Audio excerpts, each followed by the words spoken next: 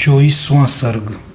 सीता जी का राक्षसियों की बात मानने से इनकार कर देना तथा राक्षसियों का उन्हें मारने काटने की धमकी देना। तदनंतर विकराल मुख वाली उन समस्त राक्षसियों ने जो कटु वचन सुनने के योग्य नहीं थी, उन सीता से अप्रिय तथा कठोर वचन कहना आरंभ किया। सीते, रावण का अंतपुर समस्त प्राणियों के लिए मनोरम है। वहाँ बहुमूल्य सैयाएं बिछी रहती है। उस अंतपुर में तुम्हारा निवास हो, इसके लिए तुम क्यों नहीं अनुमति देती? तुम मानुषी हो, इसलिए मनुष्य की भार्या का जो पद है उसी को तुम अधिक महत्व देती हो। किंतु अब तुम राम की ओर से अपना मन हटा लो, अन्यथा कदापि जीवित नहीं रहोगी। तुम त्रिलोकी के ऐश्वर्य को भोगने वाले राक्षस राज रावण को पति रूप में पाकर आनंद पूर्वक विहार करो। अनिंद्य सुंदरी, तुम मानवी हो, इसीलिए मनुष्य जातीय राम को ही चाहती हो। परंतु राम इस समय राज्य से भ्रष्ट हैं। उनका कोई मनोरथ सफल नहीं होता है तथा वे सदा व्याकुल रहते हैं। राक्षसियों की ये बातें सुनकर कमल नयनी सीता ने आंसू भरे नेत्रों से उनकी ओर देखकर इस प्रकार कहा, तुम सब मिलकर मुझसे जो यह लोक विरुद्ध प्रस्ताव कर रही हो, तुम्हारा यह पापपूर्ण वचन मेरे हृदय में एक क्षण के लिए भी नहीं ठहर पाता है। एक मानव कन्या किसी राक्षस की भार्या नहीं हो सकती। तुम सब लोग भले ही मुझे खा जाओ, किंतु मैं तुम्हारी बात नहीं मान सकती। मेरे पति दीन हो अथवा राज्यहीन, वे ही मेरे स्वामी हैं, वे ही मेरे गुरु हैं। मैं सदा उन्हीं में अनुरक्त हूँ और रहूँगी।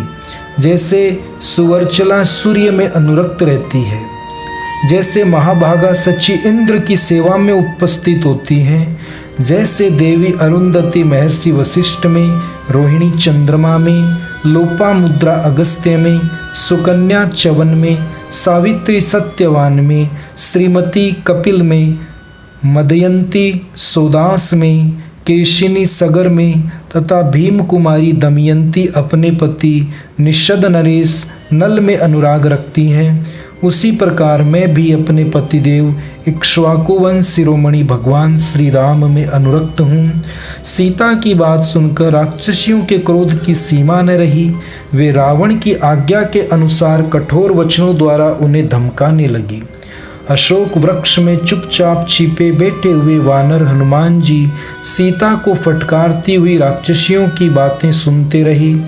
वे सब राक्षसियां कुपित हो वहां कांपती हुई सीता पर चारों ओर से टूट पड़ी और अपने लंबे एवं चमकीले होठों को बारंबार चाटने लगी। उनका क्रोध बहुत बड़ा हुआ था। वे सब की सब तुरंत हाथों में फरसे लेकर बोल, आज रावण को पति रूप में पाने योग्य है ही नहीं।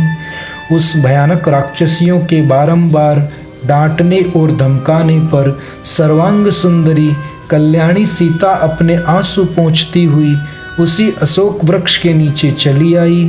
विशाल लोचना वैदेही शोक सागर में डूबी हुई थी, इसलिए वहां चुपचाप बैठ गई। किंतु उन राक्षसियों ने वहां भी आकर उन्हें चारों ओर से घेर लिया।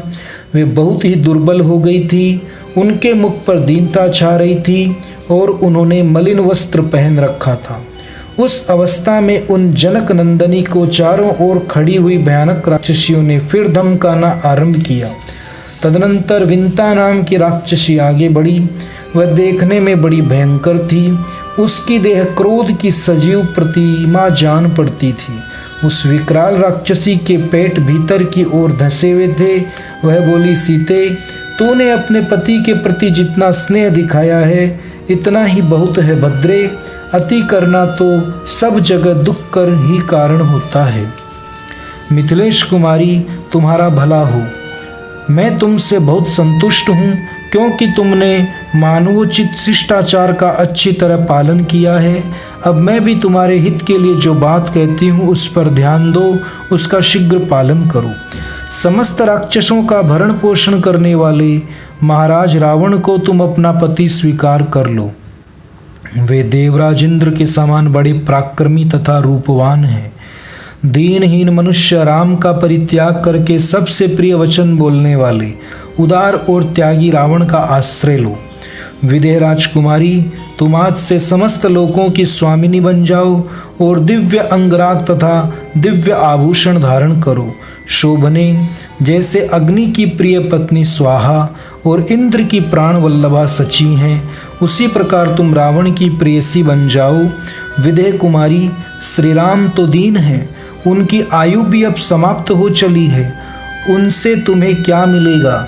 यदि तुम मेरी कही हुई इस बात को नहीं मानोगी तो हम सब मिलकर तुम्हें इसी मुहूर्त में अपना आहार बना लेंगी। तदनंतर दूसरी राक्षसी सामने आई। उसके लंबे लंबे स्तन लटक रहे थे। उसका नाम विकटा था।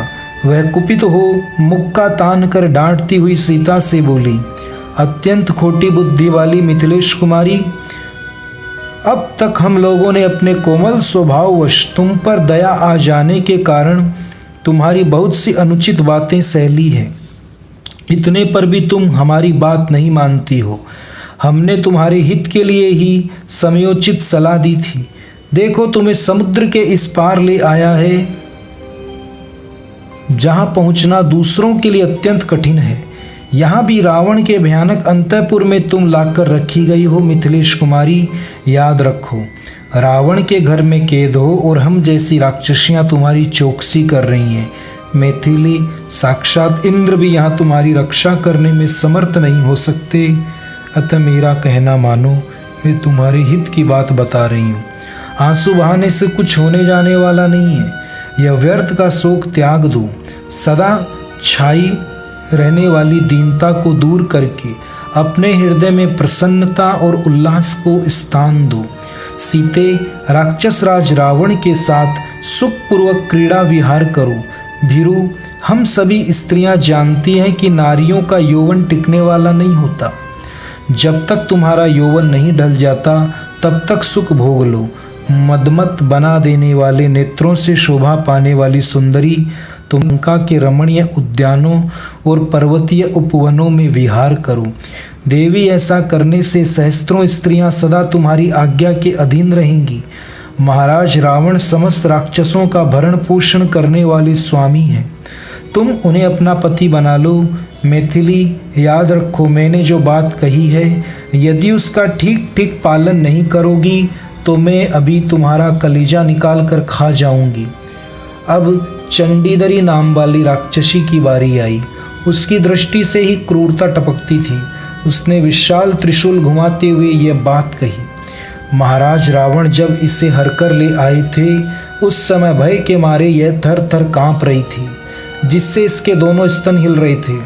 उस दिन इस मृग शावक नयनी मानव कन्या को देखकर मेरे हृदय में यह बड़ी भारी इच्छा जागृत हुई। इसके जिगर, तिल्ली, विशाल वक्षस्थल, हृदय, उसके आधार स्थान, अन्यान्य अंग तथा सिर को मैं खा जाऊं, इस समय भी मेरा ऐसा ही विचार है। तदनंतर प्रगसा नामक राक्षसी बोल उठी, फिर तो हम लोग इस क्रूर हृदया सीता का गला घोंट दें। अब चुपचाप बैठे रहने की क्या आवश्यकता है? इसे मारकर महाराज को सूचना दे दी जाए कि वह मानव कन्या मर गई। इसमें कोई संदेह नहीं कि इस समाचार को सुनकर महाराज यह आज्ञा दे देंगे कि तुम सब लोग उसे खा जाओ। तत्पश्चात राक्षसी अजामुखी ने कहा, मुझे तो व्यर्थ का वाद विवाद अच्छा नहीं लगता। आओ पहले इसे काट कर इसके बहुत से टुकड़े कर डालें। वे सभी टुकड़े बराबर माप तोल के होने चाहिए। फिर उन टुकड़ों को हम लोग आपस में बांट लेंगे। साथ ही नाना प्रकार की पेय सामग्री तथा फूल माला आदि भी शीघ्र ही प्रचुर मात्रा में मंगा ली जाए। तदनंतर राक्षसी सुपर्णखा ने कहा, अजामुखी ने जो बात कही है वही मुझे भी अच्छी लगती है।